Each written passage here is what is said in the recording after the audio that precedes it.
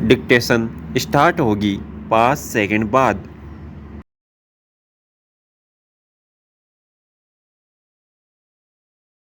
खुशी क्या है? कहाँ मिलती या मिल सकती है? क्या वह केवल मन स्थिति है और मन के मान से ही खुशी और गम का एहसास होता है? सच तो यह है कि अलग अलग लोगों को अलग अलग चीज़ों में खुशी मिलती है। विराम। किसी को किसी की मदद करने में खुशी मिलती है, कोमा, तो किसी को फूलों को देखकर, कोमा, किसी को संगीत सुनकर, तो किसी को कविता सुनकर, विराम, किसी को छोटा बच्चा देखकर और उसकी मुस्कुराहट से खुशी का एहसास होता है, कोमा, तो किसी को एकांत में, कोमा, शोरगुल से दूर जाकर मौन रहने में खुशी मिलती है, विराम पैरा। यानी खुशी आपके आसपास ही है, विराम, केवल उसे महसूस करने के लिए संवेदनशील नज़र चाहिए, विराम। तभी तो कहते हैं कि वह है भी और नहीं भी, विराम। जो उसे महसूस कर पाते हैं वह उनके लिए है और जो उदासीन है उनके लिए नहीं है, विराम। खुशी खुशबू, कोमा, हंसी, कोमा, सौंदर्य, कोमा, परछाई, कोमा, मिठास या माधुर्य, कोमा, अच्छाई, कोमा, ईमानदारी और हवा की तरह महसूस तो की जा सकती है, कोमा, पर अनछुई रहती है, विराम। यानी आप उसका स्पर्श नहीं कर सकते, विराम। कुछ लोग तो दूसरों की हर छोटी मोटी बातों में इस कदर मदद करते हैं कि कभी कभी उन्हें गलत व्यक्ति की मदद करने का भी अनुभव होता है, विराम, पर वे अपनी सकारात्मक सोच बरकरार रखते हैं, विराम। सच ही तो है, कोमा, हम कई हारे और निराश लोगों का उदाहरण सामने रखे ही क्यों, विराम पैरा।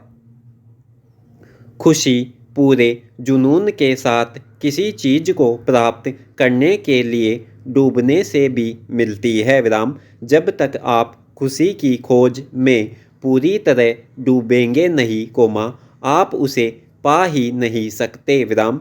गायक खुद को गायन में खोता है तभी वह स्वर्गिक आनंद प्राप्त करता है, विराम। खुद को खोकर पाने की यह प्रक्रिया सभी विद्याओं, कोमा, प्रवृत्तियों और अनुशासनों के लिए जरूरी है, विराम। जब भी कोई कलाकार या उस कला को समझने और चाहने वाला पूरी तन्मयता से उसमें डूबकर यानी उसमें खोकर खुद को पाता है तभी उसे खुशी मिलती है, विराम। क्रिकेट को ही लीजिए, विराम। 5 दिन तक लगातार खेले जाने के बाद भी जब वह टेस्ट बिना किसी परिणाम के ड्रॉ हो जाता है तो भी उसमें डूबने और उसका आनंद लेने वाले लोग इसके विभिन्न पहलुओं पर घंटों बात करते, कोमा, उसका मूल्यांकन करते हैं, विराम। पर सामान्य लोगों के अनुसार यह सब निरर्थक और समय की बर्बादी ही है, विराम पैरा।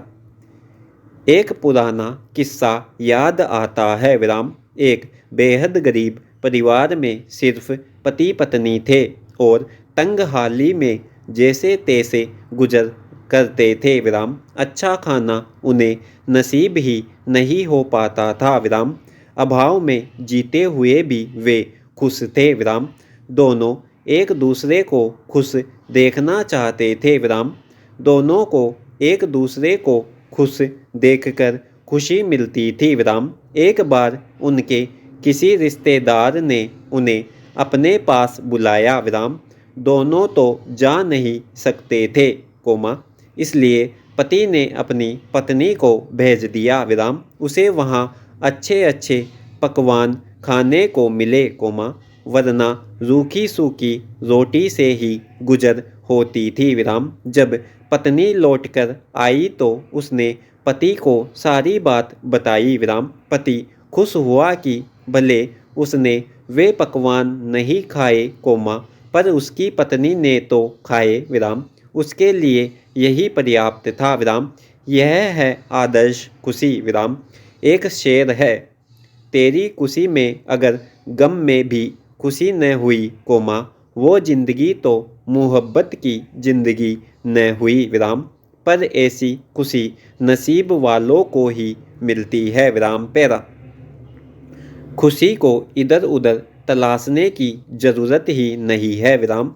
वह तो आपके इर्द गिर्द ही है, विराम, बल्कि सामने ही है, विराम। उसे महसूस तो करिए, विराम।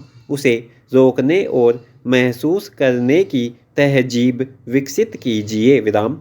निदा फाजली ने ठीक ही कहा था, घर से मस्जिद है बड़ी दूर, कोमा, चलो ये कर ले, कोमा, किसी रोते हुए बच्चे को हंसाया जाए, विराम। उनका इशारा यही था कि रोते हुए बच्चे को हंसाने में वही खुशी, कोमा, संतोष और पुण्य मिलता है, कोमा, जो मस्जिद में जाकर मिलता है, विराम। पैरा,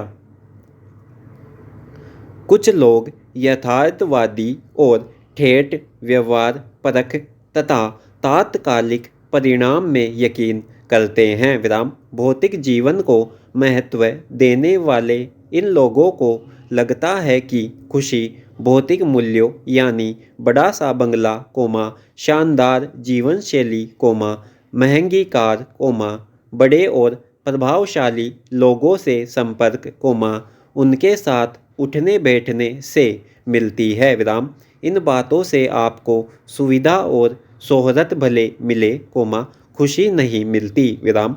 वहीं ईर्ष्या का भाव ही पनपे, कोमा, पर ये सभी चीज़ें आनी जानी है, कोमा, जबकि खुशी स्थायी और सहज भाव है, विराम। इसलिए इसे अच्छी तरह समझिए और पहचानिए, विराम। पैरा, खुशी सहज भाव से मिल जाए तो बात ही क्या है, और अगर उसे ढूंढना ही पड़े तो आप उसे अपने शौक यानी पसंदीदा विद्या में ही ढूंढे, विराम। फिर वह संगीत हो, कोमा, कविता, कोमा, चित्रकारी, कोमा, फोटोग्राफी हो या फिर कुछ और, विराम। इसके लिए ज़रूरी है कि हमें उस विद्या की बुनियादी जानकारी हो, विराम। तभी हम यह जान पाएंगे कि घंटों उस विद्या में डूबकर उसका आनंद लेने वाला खुश क्यों होता है, विराम। पैरा,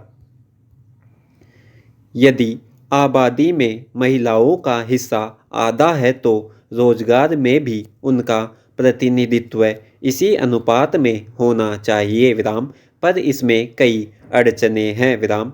एक तो शिक्षा के अवसरों को लेकर असमानताएं हैं, कोमा, दूसरे कहीं न कहीं हमारी सामाजिक व्यवस्था भी इसके लिए जिम्मेदार रही है, जिसमें यह मान लिया गया था कि महिलाओं की हद चूल्हे चौके तक है, विराम।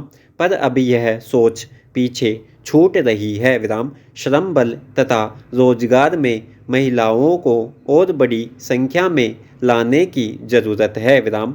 यह लैंगिक समानता तथा समावेशी समाज के लिए तो आवश्यक है ही, कोमा, अर्थव्यवस्था का आधार मजबूत करने के लिए भी अपरिहार्य है, विराम। सोचने की बात है कि पश्चिमी देशों का विकसित देशों की श्रेणी में आना महिलाओं की व्यापक भागीदारी के बिना क्या संभव हो पाता। अब जनसंख्या में महिलाओं का अनुपात बढ़ रहा है और उनमें अपने हितों तथा स्वास्थ्य आदि के प्रति जागरूकता बढ़ रही है, विराम। इसे हमारे देश के लिए एक अवसर के रूप में देखा जाना चाहिए, विराम। इस बदलाव का पूरा लाभ उठाने के लिए एक व्यापक रणनीति तैयार की जानी चाहिए, विराम। इसमें सबसे अधिक जोर शिक्षा तथा उच्च शिक्षा के अवसरों को बढ़ाने, कोमा, रोजगार के नए अवसरों का निर्माण करने, कोमा, बुनियादी सेवाओं की पर्याप्त उपलब्धता सुनिश्चित करने, कोमा, कौशल विकास के दायरे में अधिकाधिक लोगों को लाने और अर्थव्यवस्था में महिलाओं की भागीदारी बढ़ाने पर होना चाहिए विराम। भारत को यदि विकासशील से विकसित देशों की श्रेणी में आना है तो अवसर हमारे सामने है विराम। समाप्त।